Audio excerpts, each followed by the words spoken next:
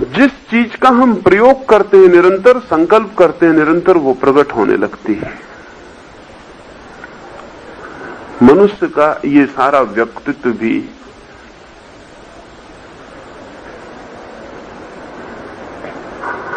पक्षियों का, पौधों का, पशुओं का सारा व्यक्तित्व उनके संकल्प का ही फल है।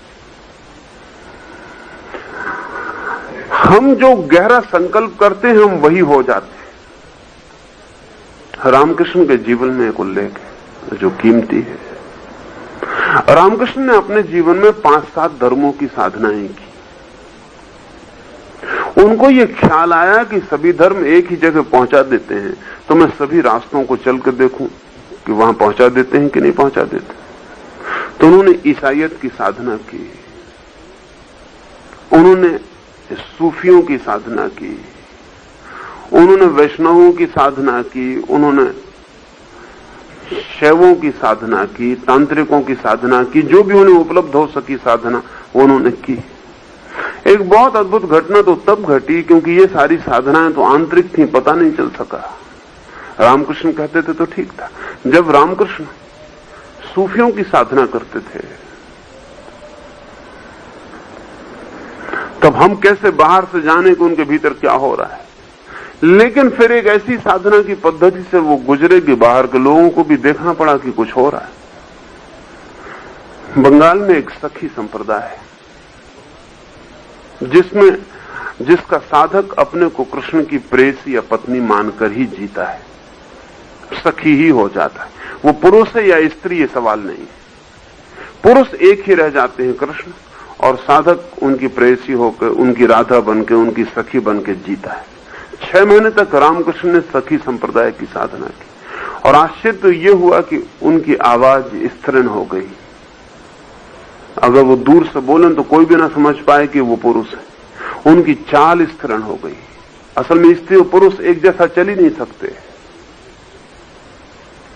क्योंकि हड्डियों के कुछ बुनियादी फर्क है, चर्बी का कुछ बुनियादी फर्क है। स्त्री को चूंकि पेट में बच्चे को रखना है इसलिए उसके पेट में एक विशेष जगह है जो पुरुष के पास नहीं है, इसलिए उन दोनों की चाल में फर्क हो जाता है, उनके पैर अलग ढंग से पड़ते हैं। कोई स्त्री कितनी ही संभल के चले उसका चलना कभी पुरुष जैसा नहीं हो सकता। स्त्री कभी पुरुष जैसा नहीं दौड़ सकती, कोई उपाय नहीं। उसके ढांचे का भेद है। लेकिन रामकृष्ण स्त्रियों जैसा दौड़ने लगे, स्त्रियों जैसा चलने लगे, स्त्रियों जैसी आवाज हो गई। यहां तक भी ठीक था कि कोई आदमी चाहे कोशिश करके स्त्रियों जैसा चलता हो, कोई आदमी कोशिश करके स्त्रियों जैसा बोलता हो। लेकिन और भी हैरानी की बात हुई, रामकृष्ण के स्तन बड़े हो गए और स्त्रीण हो गए। यहां तक भी बहुत मामला नहीं था क्योंकि बहुत लोगों को वृद्धावस्था में स्तन बड़े हो जाते हैं, पुरुषों को भी। लेकिन रामकृष्ण को मासिक धर्म शुरू हो गया जो कि बहुत चमत्कार की घटना थी और नियमित स्त्रियों की भांति उसका वर्तुल चलने लगा। ये मेडिकल साइंस के लिए बहुत चिंतनीय घटना थी कि ये कैसे हो सकता है। और रामकृष्ण ने 6 महीने के बाद जब साधना छोड़ दी तब भी उनके ऊपर कोई 1.5 साल तक उसके असर रहे। 1.5 साल लग गया उसको वापस विदा होने। संकल्प, अगर रामकृष्ण ने पूरे मन से ये मान लिया कि मैं सखी हूं कृष्ण की, तो व्यक्तित्व सखी का हो जाएगा। यूरोप में बहुत से ईसाई फकीर हैं जिनके हाथ पर स्टिग्मेटा प्रकट होता। स्टिग्मेटा का मतलब है कि जीसस को जब सूली दी गई तो उनके हाथों में खीले ठोंके गए। खीले ठोंकने से उनके हाथ से खून बहा। तो बहुत से फकीर हैं जो कि जिस दिन शुक्रवार को जीसस को सूली हुई उस दिन सुबह से ही जीसस के साथ अपने को आइडेंटिफाई कर लेते, वो जीसस हो जाते। ठीक सूली का क्षण आते आते हजारों लोगों की भीड़ देखती रहती है, वो हाथ फैलाए खड़े रहते हैं, फिर उनके हाथ फैल जाते हैं जैसे सूली पे लटक गए, और हाथों में जिनमें खीली नहीं ठुकी उनसे खून की धाराएं बहनी शुरू हो जाती। वो इतने एकाग्र संकल्प से जीसस हो गए हैं और सूली लग रही है, सूली लग गई है तो हाथ से छेद होकर खून बहने लगता है, बिना किसी उपकरण के, बिना किसी छेद किए, बिना कोई खिला चुभाए।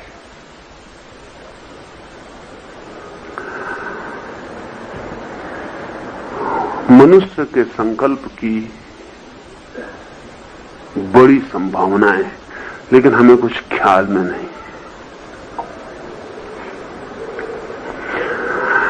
ये जो मृत्यु का स्वेच्छा से प्रयोग है, ये संकल्प का गहरा से गहरा प्रयोग है,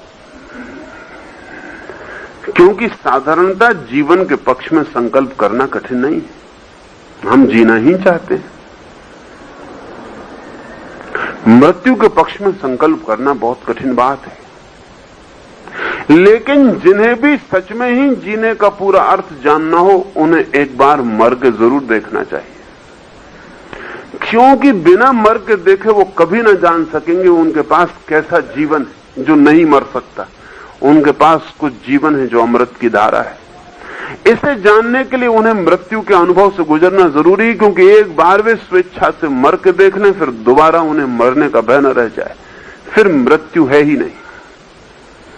तो सिर्फ पूर्ण संकल्प से कि मेरी चेतना सिकुड़ रही है, मैं अपने को चारों तरफ से सिकोड़ लेता हूं,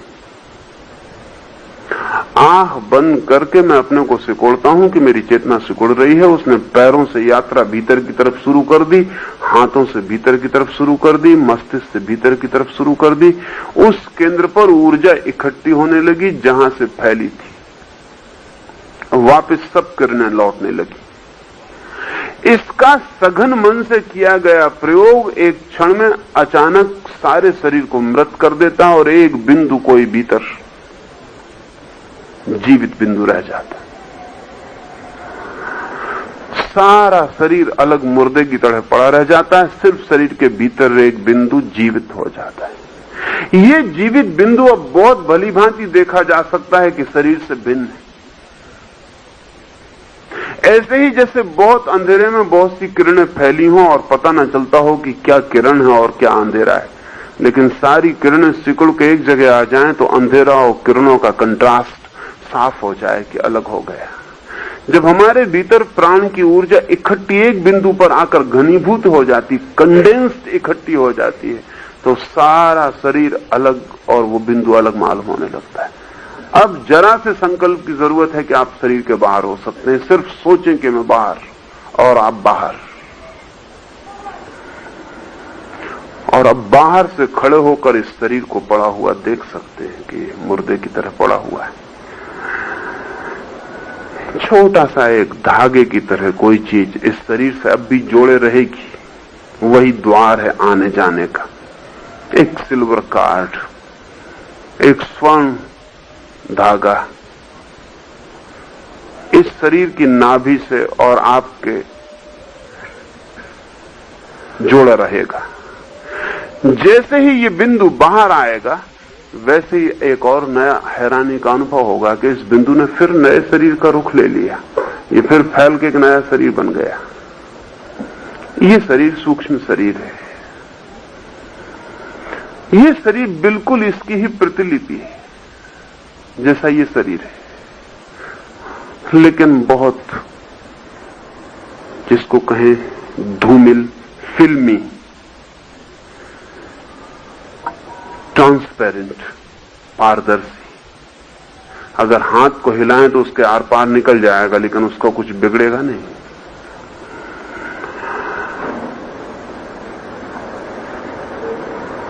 तो पहला तत्व है इस संकल्प की साधना का कि सारे प्राणों को एक बिंदु पर इकट्ठा कर लेना,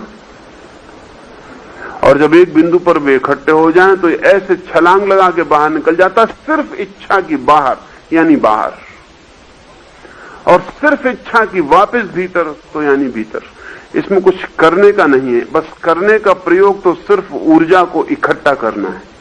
एक दफा इकट्ठी ऊर्जा है तो आप बाहर भीतर हो सकते हैं, उसमें कोई कठिनाई नहीं है। और ये अनुभव एक बार साधक को हो जाए तो उसकी जीवन यात्रा तत्काल ही बदल जाती, रूपांतरित हो जाती। कल तक फिर जिसे वो जीवन कहता था अब जीवन ना कह सकेगा, और कल तक जिसे मृत्यु कहता था उसे मृत्यु भी ना कह सकेगा, और कल तक जिन चीजों के लिए दौड़ रहा था अब दौड़ जरा मुश्किल हो जाएगी, और कल तक जिन चीजों के लिए लड़ रहा था अब लड़ना मुश्किल हो जाएगा, और कल तक जिन चीजों की उपेक्षा की थी अब उपेक्षा ना कर सकेगा। जिंदगी बदलेगी, क्योंकि एक ऐसा अनुभव जिंदगी में आया कि इसके बाद जिंदगी वही नहीं हो सकती जो इसके पहले थी। इसलिए प्रत्येक ध्यान के साधक को एक न एक दिन आउट बॉडी एक्सपीरियंस, ये शरीर के बाहर जाने का अनुभव अनिवार्य चरण है, जो उसके भविष्य के लिए बड़े अद्भुत परिणाम ले आने लगता है। कठिन नहीं है, संकल्प भर चाहिए। संकल्प कठिन है, ये प्रयोग कठिन नहीं है, संकल्प कठिन है। और इसलिए कोई सीधा चाहे कि इस प्रयोग को कर ले तो जरा मुश्किल पड़ेगी, उसे छोटे छोटे संकल्प के प्रयोग करने चाहिए। आज से कोई 40 साल पहले बंबई मेडिकल कॉलेज में ही ब्रह्म योगी नाम के व्यक्ति ने हृदय की सारी गति को बंद करके डॉक्टरों को चकित कर दिया था। फिर ऑक्सफोर्ड में भी उसने प्रयोग किया, फिर कलकत्ता यूनिवर्सिटी में भी प्रयोग किया। वो 3 काम कर सकते थे। नाड़ी बिल्कुल बंद कर लेते थे, न केवल नाड़ी बंद कर लेते थे बल्कि अगर उनकी रक्त वाहिनी नस को काट दिया जाए तो जब तक वो कहता तब तक खून गिरता, और जब वो कहता तो रुक जाओ तो खून वहीं ठहर जाता। फिर एक बूंद खून उसकी कटी हुई नस से बाहर नहीं निकल सकता था।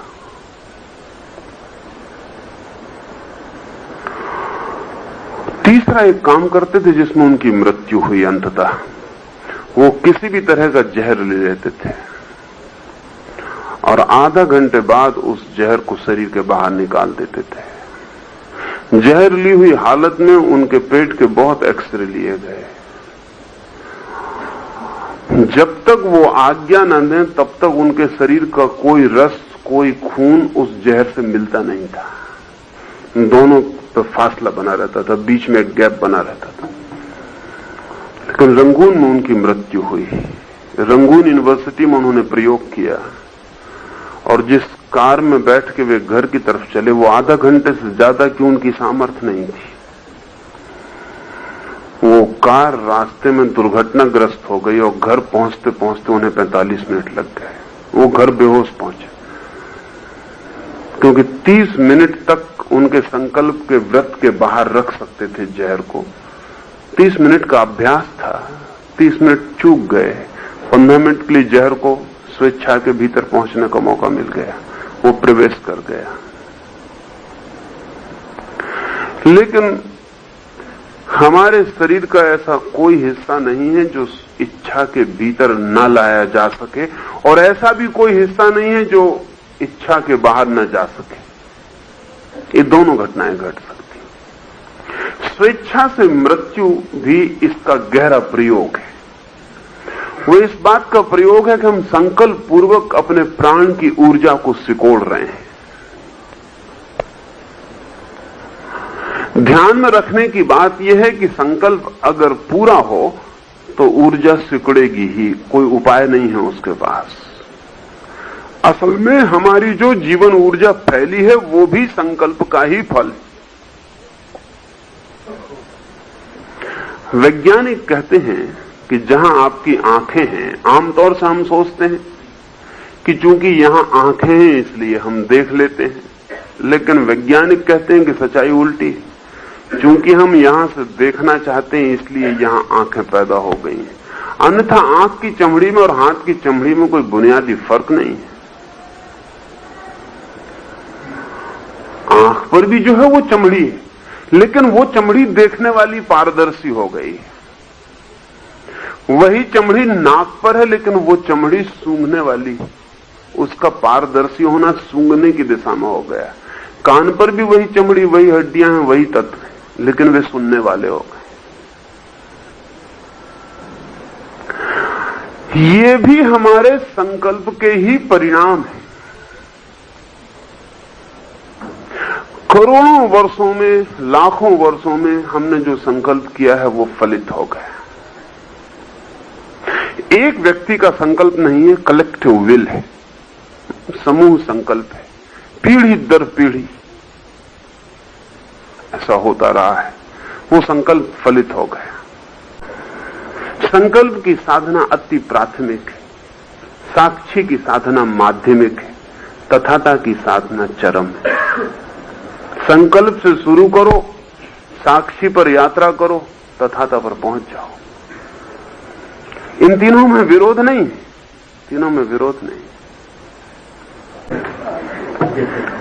आपने कहा है कि भीतर लौटने के सचेतन संकल्प से या मृत्यु के समय सारी जीवन ऊर्जा सिकुड़ती है, पुनः बीज बनने के लिए केंद्र पर वापस लौटती है। किस केंद्र पर सिकुड़ती है? आज्ञा चक्र पर या नाभि पर या अन्यत्र? कौन सा केंद्र सर्वाधिक प्रमुख है और क्यों? ये थोड़ी सोचने जैसी बात है। मरने के पहले सारी चेतना सिकुड़ेगी। नई यात्रा पर निकलने के पहले इस शरीर में जो जो बिखराव हो वो वापस लौट जाएगा। जैसे कोई आदमी इस घर से विदा होता हो और फिर इस घर में कभी लौटने को ना हो, तो जो भी महत्वपूर्ण है वो उसको अपनी पोटली में बांध ले। इस घर में फैलाव था जब रह रहा था, एक एक कमरे में चीजें फैली थी, बाथरूम से लेकर बैठक खाने तक फैलाव था। फिर जब वो विदा होने लगा इस घर से, तो छांट लेगा, सब इकट्ठा कर लेगा, जो व्यर्थ होगा छोड़ देगा, जो सार्थक होगा उसे ले लेगा और यात्रा पर निकलेगा। ये यात्रा जैसे हम एक जीवन को छोड़ते हैं, एक शरीर को छोड़ते हैं और दूसरे जीवन में प्रवेश करते हैं और दूसरे शरीर की यात्रा पर निकलते हैं, वैसे ही हमारी चेतना ने जो जो इस शरीर में फैला के रखा था उसको वापस लौटाएगी। बीज बनेगी फिर से, एक्चुअल बन गई थी अब फिर पोटेंशियल बनेगी, क्योंकि अब नए शरीर में बीज की तरह प्रवेश होगा। जैसे कोई वृक्ष मरता है तो फिर बीज छोड़ जाता है, ऐसे ही जब एक शरीर मरता है तो भी बीज छोड़ जाता है। जिसको हम वीरी कण कहते हैं या रज कण कहते हैं, वो शरीर के मरते वक्त छोड़े गए बीज, मरने के पहले छोड़े गए बीज, मरने की अपेक्षा में छोड़े गए बीज। एक शरीर अपने बीज छोड़ जाता है। वीर्य कण जो है, उस कण में तुम्हारे शरीर की पूरी प्रतिमूर्ति है, तुम्हारे शरीर का पूरा बिल्ट इन प्रोग्राम है। उस छोटे से बीज को वो छोड़ जाता, क्योंकि ये शरीर तो अब विदा होने के करीब है। शरीर भी बीज छोड़ता है, ये एक स्तर पर होता है। चेतना अपने बीज को इकट्ठा करती और किसी शरीर के बीज में प्रवेश करेगी। सब यात्रा बीज से शुरू होती है और सब यात्रा बीज पर अंत होती। ध्यान रहे, जो प्रारंभ है वही अंत है, जो बिगनिंग है वही एंड है। जहां से यात्रा शुरू होगी वहीं यात्रा का व्रत पूरा होगा। एक बीज से हम शुरू होते हैं और एक बीज पर हम पुनः अंत हो जाते हैं। वो जो चेतना मरते वक्त अपने को सिकोड़ लेगी, बीज बनेगी, वो किस केंद्र पर इकट्ठी होगी? जिस केंद्र पर आप जिए थे, जो आपके जीने का सर्वाधिक मूल्यवान केंद्र था, वहीं इकट्ठी हो जाएगी। क्योंकि जहां आप जिए थे वही केंद्र सक्रिय है। जहां आप जिए थे, कहना चाहिए, वही आपके जीवन का प्राण है। अगर एक आदमी का सारा जीवन सेक्स से ही भरा हुआ जीवन था, उसके पार उसने कुछ भी नहीं जाना, कुछ भी नहीं जिया, अगर धन भी इकट्ठा किया तो भी काम के लिए, यौन के लिए, अगर पद भी पाना चाहा तो काम के लिए, यौन के लिए, स्वास्थ्य भी पाना चाहा तो काम और यौन के लिए, अगर उसकी जिंदगी का सबसे बहुल एम्फेटिक केंद्र सेक्स था, तो सेक्स के केंद्र पर ही ऊर्जा इकट्ठी हो जाएगी और उसकी यात्रा फिर वहीं से होगी। क्यों? क्योंकि अगला जन्म भी उसकी सेक्स की केंद्र की ही यात्रा की कंटिन्यूटी होगा, उसका सातत्य होगा। तो वो व्यक्ति सेक्स के केंद्र पर इकट्ठा हो जाएगा। और उसके प्राण का जो अंत है वो सेक्स के केंद्र से ही होगा। उसके प्राण जननेंद्रिय से ही बाहर निकलेंगे। अगर वो व्यक्ति दूसरे किसी केंद्र पर जिया था तो उस केंद्र पर इकट्ठा होगा। यानी जिस केंद्र पर हमारा जीवन घूमा था उसी केंद्र से हम विदा होंगे। जहां हम जिए थे वहीं से हम मरेंगे। इसलिए कोई योगी आज्ञा चक्र से विदा हो सकता, कोई प्रेमी हृदय चक्र से विदा हो सकता, कोई परम ज्ञान को उपलब्ध व्यक्ति सहस्त्रार से विदा होगा, उसका कपाल फूट जाएगा, वहां से विदा होगा। हम कहां से विदा होंगे ये हमारे जीवन का पूरा सारभूत सबूत होगा। और इस सबके सूत्र खोज लिए गए थे कि मरे हुए आदमी को देख के कहा जा सकता है कि वो कहां से विदा हुआ। इस सबके सूत्र खोज लिए गए थे। मरे हुए आदमी को देख के, उसकी लाश को देख के कहा जा सकता है कि वो कहां से निकला, किस द्वार का उपयोग किया उसने बहिर्गमन के लिए। ये सब चक्र द्वार भी हैं, ये प्रवेश के द्वार भी हैं, ये विदा होने के द्वार भी। और जो जिस द्वार से निकलेगा उसी द्वार से प्रवेश करेगा। एक मां के पेट में वो जो नया अणु बनेगा, उस अणु में आत्मा उसी द्वार से प्रवेश करेगी जिस द्वार से वो पिछले द्वार से निकली थी। वो उसी द्वार को पहचानती। और इसलिए मां बाप का चित्त और उनकी चेतना की दशा संभोग के क्षण में निर्णायक होगी कि कौन सी आत्मा वहां प्रवेश करे। क्योंकि मां बाप की चेतना संभोग के क्षण में जिस केंद्र के निकट होगी उसी केंद्र को प्रवेश करने वाली चेतना उस गर्भ को ग्रहण कर सकेगी, नहीं तो नहीं कर सकेगी। अगर दो योगस्थ व्यक्ति बिना किसी संभोग की कामना के सिर्फ किसी आत्मा को जन्म देने के लिए प्रयोग कर रहे हैं तो वे ऊंचे से ऊंचे चक्रों का प्रयोग कर सकते हैं। इसलिए अच्छी आत्माओं को जन्म लेने के लिए बड़े दिन तक प्रतीक्षा करनी पड़ती, क्योंकि अच्छा गर्भ मिलना चाहिए।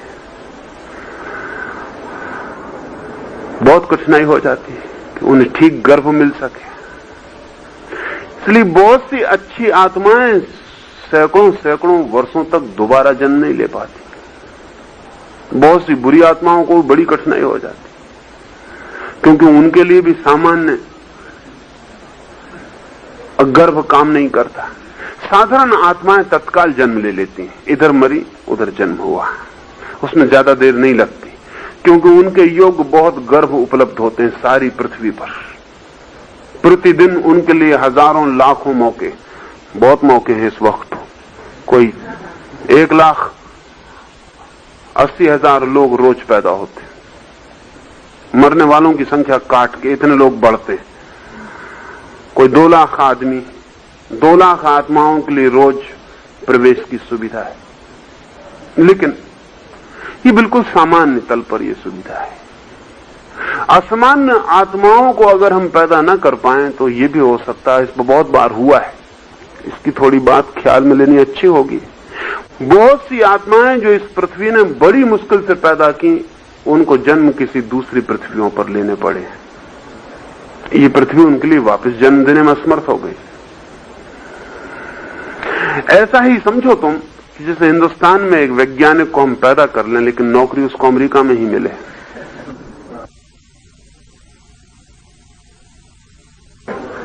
पैदा हम करें, मिट्टी भोजन पानी हम दें, जिंदगी हम दें, लेकिन हम उसे कोई जगह ना दे पाए उसके जीवन के लिए, उसको जगह लेनी पड़े अमेरिका में।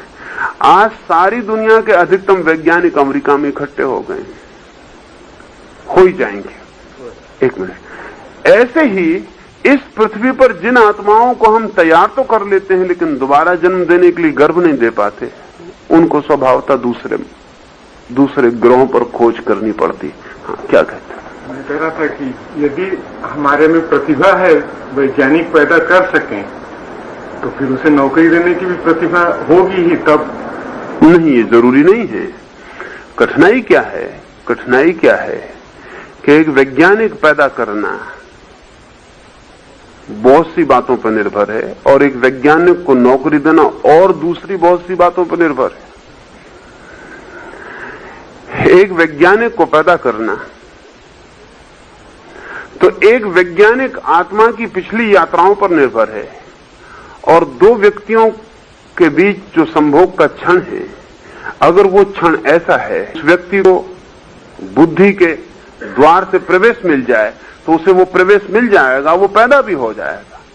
लेकिन एक वैज्ञानिक को नौकरी देना पूरी समाज की व्यवस्था पर निर्भर है कि इस वैज्ञानिक को अमेरिका में 10,000 मिल सकते हैं, हिंदुस्तान में 1,000 मिलेंगे, और फिर इस वैज्ञानिक को अमेरिका में एक लेबोरेटरी मिल सकती जो हिंदुस्तान में अभी 1000 वर्ष रुकना पड़ेगा तब मिलेगी, और अमेरिका में इसकी शोध होगी तो सरकारी दफ्तरों में पड़ी हुई सड़ नहीं जाएगी, उसको नोबेल प्राइज मिल जाएगी। यहां अगर वो शोध करेगा तो उसका ऊपर का ऑफिसर ही उसको दबा कर बैठ जाएगा, उसको कभी निकलने नहीं देगा, और निकलेगी कभी तो हो सकता है वो नेता के नाम से निकले, ऑफिसर के नाम से निकले, उसके नाम से कभी उसकी शोध का पता ही ना चले। ये 1000 बातों पर निर्भर करेगा। तो जिन व्यक्तियों को हम इस पृथ्वी पर पैदा करते हैं, बहुत से व्यक्तियों को दूसरे ग्रहों पर जन्म लेना पड़ता है। असल में इस पृथ्वी तक दूसरे ग्रहों की खबर लाने वाले लोग भी मूलतः किन्हीं दूसरे ग्रहों से आए थे।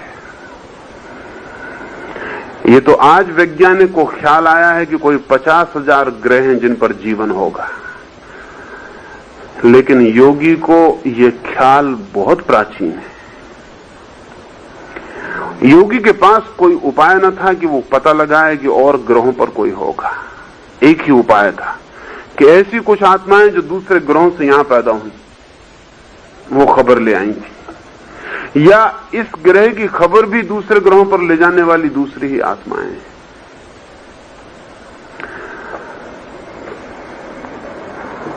मनुष्य की चेतना मरते क्षण में पूरी की पूरी इकट्ठी होगी। अपने सारे संस्कार, अपनी सारी प्रवृत्ति, अपनी सारी वासना, अपने जीवन का सारा सारभूत इसेंशियल, जिसको कहें परफ्यूम, सारे जीवन की सुगंध या दुर्गंध, उसको इकट्ठी लेकर खड़ी हो जाएगी और यात्रा पर निकल जाएगी। ये यात्रा साधारणतः अचुनी होगी, इसमें कोई चुनाव नहीं होगा, ऑटोमेटिक होगी। ये वैसी होगी जैसे कि हम पानी गिराएं और वो गड्ढे की तरफ बह जाए और गड्ढे में भर जाए। साधारणतः ये ऐसे ही होगा कि एक गर्भ एक गड्ढे का काम करेगा और एक चेतना उपलब्ध होगी निकट और वो प्रवेश कर जाएगी। इसलिए आमतौर से एक आदमी ज्यादातर अपने ही समाज, अपने ही देश में पैदा होता रहता है। बहुत कम परिवर्तन होते हैं। परिवर्तन तभी होते हैं जबकि गर्भ नहीं मिलता। इसलिए बहुत हैरानी की बात है कि पिछले 200 वर्षों में हिंदुस्तान में पैदा हुई बहुत सी कीमती आत्माओं को यूरोप में पैदा होना पड़ा। जैसे एनी बेसेंट हो, या ब्लेवेटस्की हो, या लीडबेटर हो, या अल्काट हो, ये सारे की सारी भारत की आत्माएं हैं, लेकिन उनको पैदा होना पड़ा यूरोप में। जैसा लोबसांग रेम्पा है, वो तिब्बतन आत्मा है लेकिन पैदा हुई यूरोप में। इसके कारण हो गए क्योंकि पैदा जहां हुई थी वहां फिर गर्भ नहीं मिल सका और गर्भ उसे कहीं और खोजना पड़ा। अन्यथा साधारण व्यक्ति तो तत्काल पैदा हो जाता। वो ऐसे ही जैसे कि इस मोहल्ले से आप ये घर छोड़ें तो पहले आप इसी मोहल्ले में घर खोजें, स्वभाव होता है, और यहां ना मिले तब कहीं आप दूसरे मोहल्ले में घर खोजने जाएं, और बंबई में ना मिले तब आप सबर्ब में जाएं, और सबर्ब में भी ना मिले तब फिर कहीं आगे निकले। लेकिन अगर मिल जाए तो बात खत्म हो गई। इसका बड़ा अद्भुत उपयोग किया गया था। उस उपयोग के संबंध में भी दो बातें ख्याल में ले लेनी जरूरी हैं और इस समय और जरूरी हो गई। इसका एक सबसे अद्भुत जो उपयोग किया गया था वो हिंदुस्तान में किया गया था वर्ण बना के। उसका उपयोग बड़ा कीमती था। हिंदुस्तान ने 4 वर्णों में तोड़ दिया था पूरे समाज को, और ये कोशिश की थी कि ब्राह्मण की आत्मा मरे तो वो ब्राह्मण के वर्ण में प्रवेश कर जाए, क्षत्रिय की आत्मा मरे तो वो क्षत्रिय के वर्ण में प्रवेश कर जाए। स्वभावतः अगर एक समाज में वर्ण सुनिश्चित हो तो छत्री जब मरेगा तो बहुत संभावना नेबरहुड में ही खोजने की है, वो छत्री में ही प्रवेश कर जाएगा। और अगर एक व्यक्ति की आत्मा 10-5 जन्मों तक छत्री रह जाए तो जैसी छत्री होगी वैसा छत्री आप एक दिन मिलिट्री की ट्रेनिंग देकर पैदा नहीं कर सकते। और अगर एक व्यक्ति की आत्मा 10-20 जन्मों में ब्राह्मण के घर में पैदा होती चली जाए तो जैसा शुद्धतम ब्राह्मणत्व पैदा होगा वैसा आप कोई गुरुकुल बना के और एक आदमी को शिक्षा देकर तैयार नहीं कर सकते। ये तुम जान के हैरान हो गए कि एक जिंदगी में हमने शिक्षा का उपाय सोचा है, कुछ लोगों ने अनंत जिंदगियों में भी शिक्षा की व्यवस्था खोजी थी और इसलिए बड़ा अद्भुत प्रयोग था वो, लेकिन वो सड़ गया। सड़ा इसलिए नहीं कि गलत था, सड़ा इसलिए कि उसके मूल सूत्र खो गए और जो उसके दावेदार हैं उनके पास कोई भी सूत्र नहीं। जो दावेदार उनके पास कोई भी सूत्र नहीं, ब्राह्मण के पास कोई सूत्र नहीं, शंकराचार्य के पास कोई सूत्र नहीं कि वो दावा कर सके। बस दावा इतना ही कि हमारे शास्त्र में लिखा हुआ कि ब्राह्मण ब्राह्मण है, शूद्र शूद्र है। शास्त्र नहीं चल सकते हैं, वैज्ञानिक सूत्र चलते हैं। इसलिए एक अद्भुत घटना, एक मुल्क ने बड़ा भारी प्रयोग किया था जन्मांतर का, यानी एक जन्म में हम आदमी को तैयार नहीं कर रहे हैं, हम आगे जन्मों के लिए भी उसे सुनियोजित चैनलाइजेशन दे रहे हैं, उसे ठीक नहरें दे रहे हैं कि वो अगली यात्रा पर भी फिर एक वर्ग विशेष को पकड़ के यात्रा कर सके। क्योंकि हो सकता है एक ब्राह्मण को शूद्र के घर में पैदा होना पड़े और पिछले जन्मों में उसने जो कमाया था, उसने पिछले जन्मों में जो पाया था, वो अगले जन्मों में उसके अनुकूल व्यवस्था पूरी न मिलने से उसे बड़ी अड़चन हो जाए। और ये भी हो सकता है कि जो काम ब्राह्मण के घर में ही पैदा हो के 10 दिन में हो जाता, वो शूद्र के घर में 10 साल में ना हो पाए। इतने दूर तक विकास की धारणा की जो दृष्टि थी उसने मुल्क को सीधे हिस्सों में तोड़ दिया था और व्यवस्था की थी नेबरहुड्स की कि इनके भीतर, ताकि जन्म जन्म तक, अब जैसे कि महावीर के 24 जन्म, बुद्ध के 24 जन्म सब क्षत्रिय परंपरा में, वो सारा का सारा व्यवस्थित एक